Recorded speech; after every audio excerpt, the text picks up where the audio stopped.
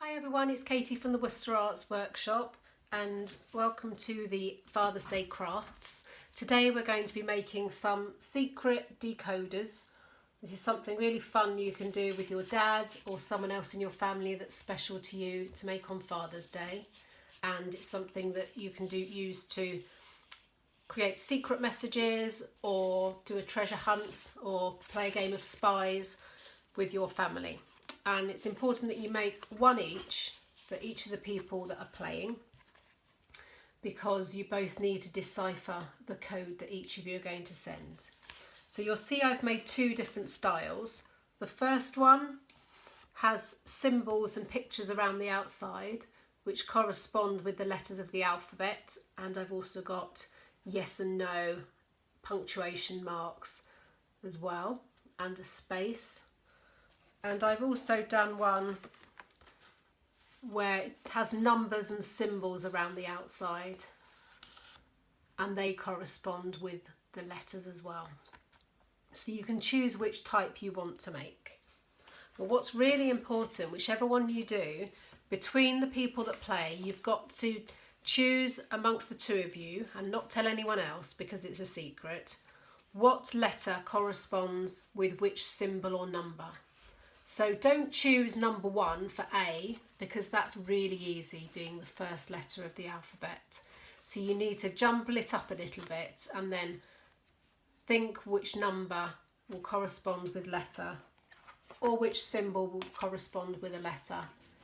And both of you or all of you that are playing the game will know that. So that if anyone else comes along to try and crack your code, they won't know what it is, because they don't know what you've decided. So first of all, we need to have a look at the materials, and I'm just going to arrange my camera a little bit so you can see, and then you'll be able to see what I'm making.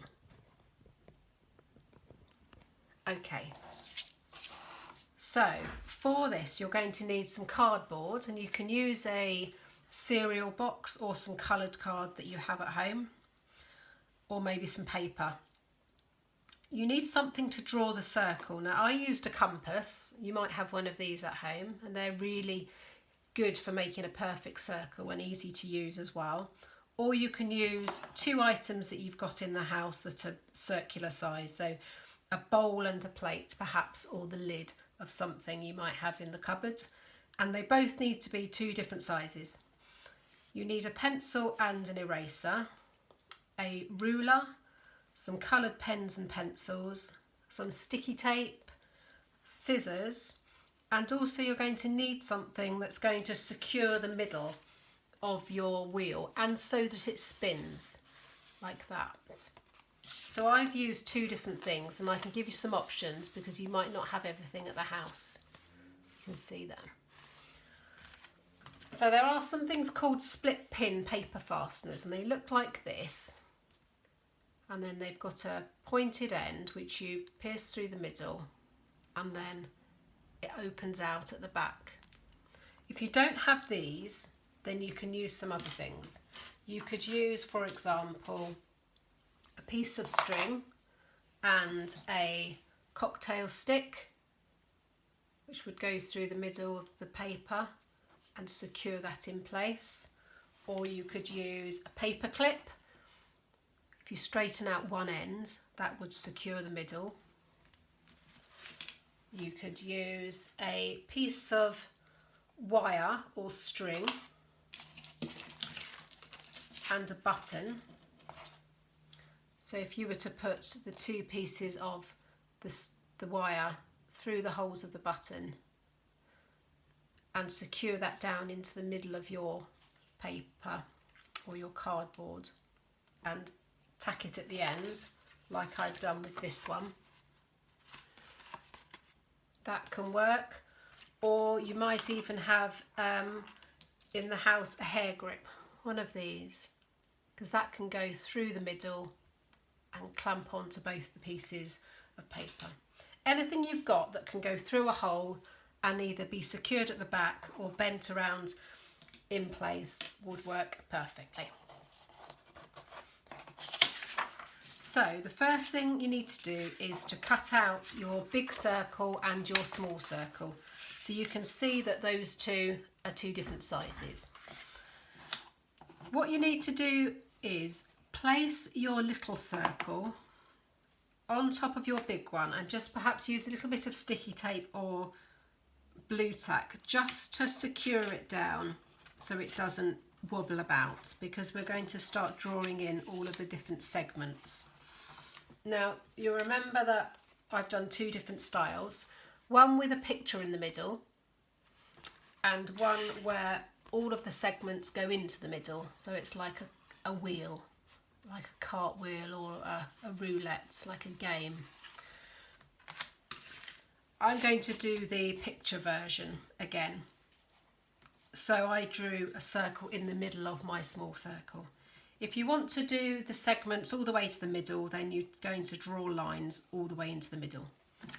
But the first thing you need to do is find the middle of your circle. Now if you used a compass, it will automatically find the middle because it will create a little hole. If you just drew round something, it's quite easy to find the middle of a circle just by folding it in half a little bit and just pinching the middle, and the same the other way, and it will just show a little crease where to go. So both of those need to be central. Then what you need to do is just draw a cross which dissects that middle, because that's going to be our guide of where to put our lines. Now at the moment that's one circle. We're going to divide it into 4 so that there's quarters, and in every quarter there's going to be 8 segments. So it's going to take a little while to do, but if you take your time it'll be quite enjoyable. So what we're going to do is find that line there and draw one across. So what we're doing is creating the segments on both pieces at the same time to save a little bit of time. So that's our first line, and you'll see that I just stopped a little bit short there because this middle bit is where I'm going to want to draw a picture. If you want to take it all the way to the middle, then you can. So the next thing you need to do is do your line across. And you'll see that I've gone a bit wrong there, I've gone through the middle, but that doesn't matter.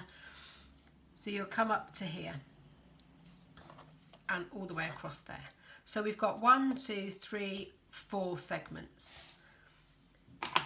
To divide them up equally, the best thing to do is measure from your 2 points, from this point to that point, and whatever that amount is, find the middle point of that.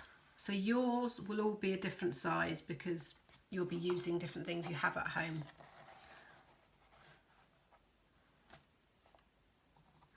So make 2 little marks halfway between this one and halfway between that one.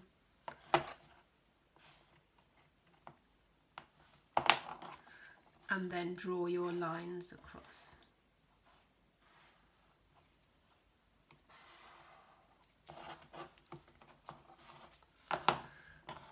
And then we're going to do the same again in this small one. So now you'll see this quarter has got 2 segments and we need to have 8. So we need to do some more lines. So halfway again.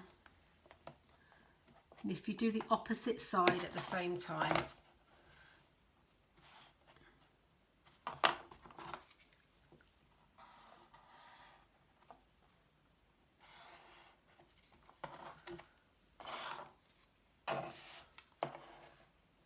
so do this one as well.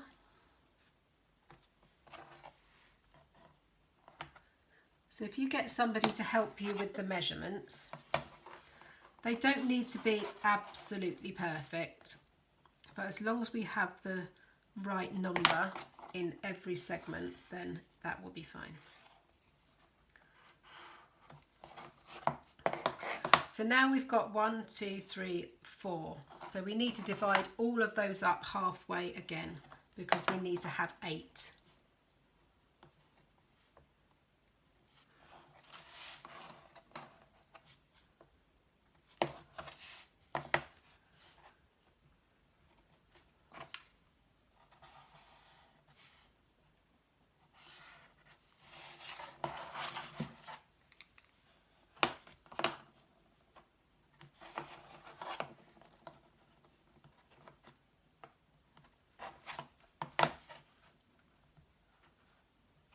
Going all the way around. So you can see now it's starting to take some shape.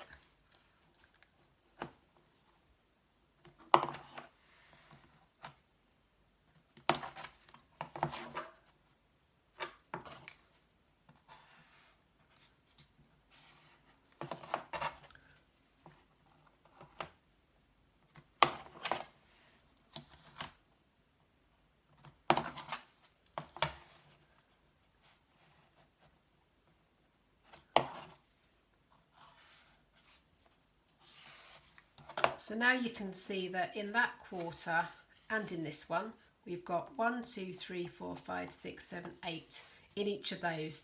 So you need to do the same all the way around. So these 2 segments as well.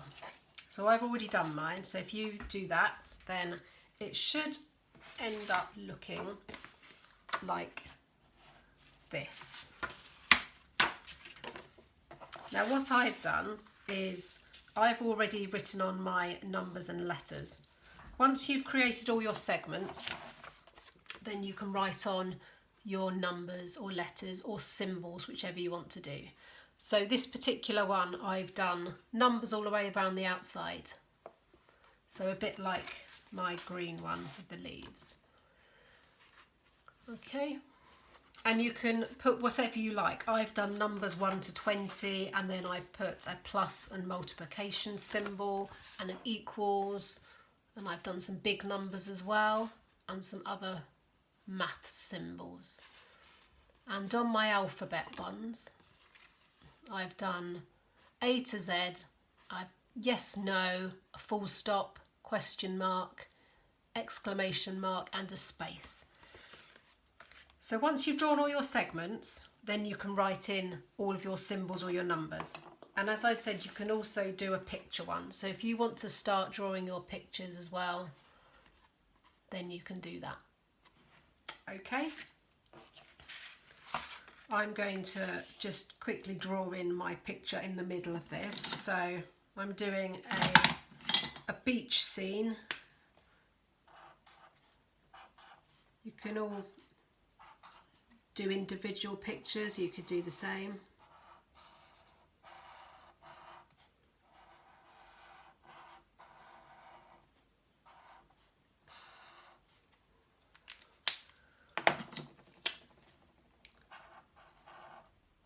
And as I said, the really important thing to remember is that anyone that's playing the game, you know what the secret marker point is, or the secret letter that corresponds with a number.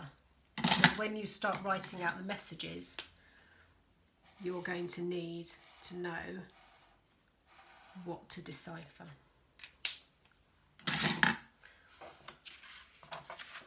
So once you've gone around all of your letters and numbers, we can secure it in place. So like I said, there's something called a paper fastener, and that's that split pin.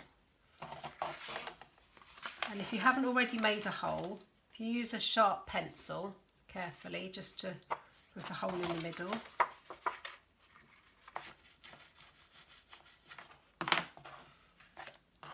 And then we can line these up. So that goes all the way through. Like this. And at the back, you just bend down the ends so that it spins. If you don't have any of these, as I said, you can use some other items. Perhaps if you take a piece of string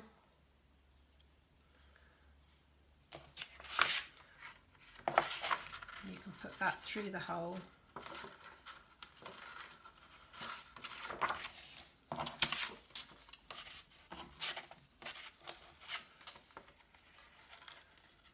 As long as you have something to secure it at the back and also at the top so that it doesn't fall out.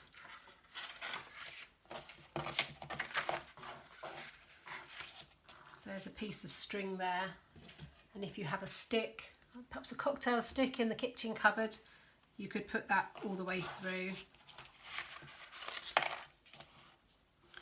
and then stick down with some sellotape.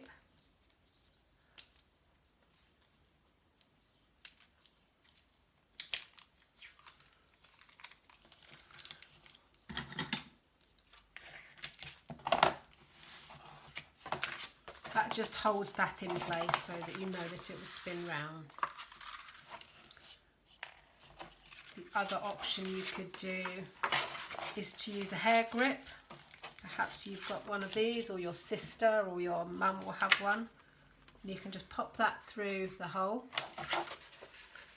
and pop it through the other hole at the other end as well.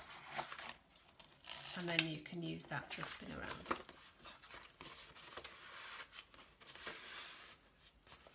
So I used a button on this one, and it was a little piece of wire. You might have some thread, and that was just sealed down at the back. That created a nice secure fastener and allows it to spin round as well.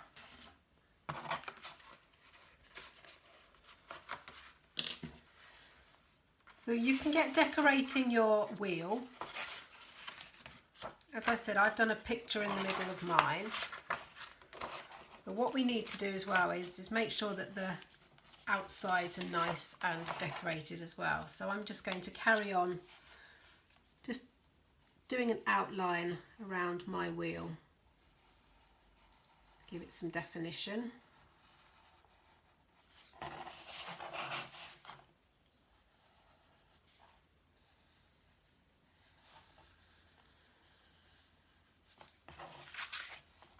And I think that for this code, I'm going to decide that the letter A corresponds with the number 200 on my wheel. Obviously yours will be different. So this is what you'll have to do, is choose what letter or what number corresponds. So I'm going to choose 200 will be letter A. So when I write my code out, then it will be very difficult for anybody else to try and decipher. And I'm going to write a code, I think, now. So if I wanted to write Happy Father's Day, I need to find letter A, put it onto 200, but I need to go around and find H. So that's number 4. So that will be the H for happy. Let's find A is 200. P is 12.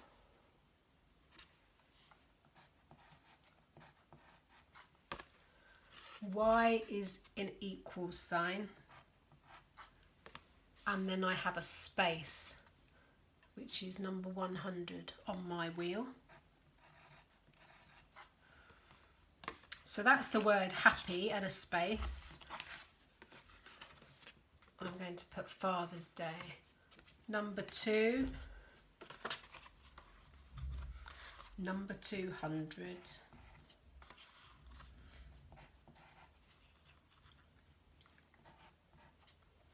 I'm just going to quickly write this out so you can see what the code might look like and why it would be really hard for somebody to work out what it says.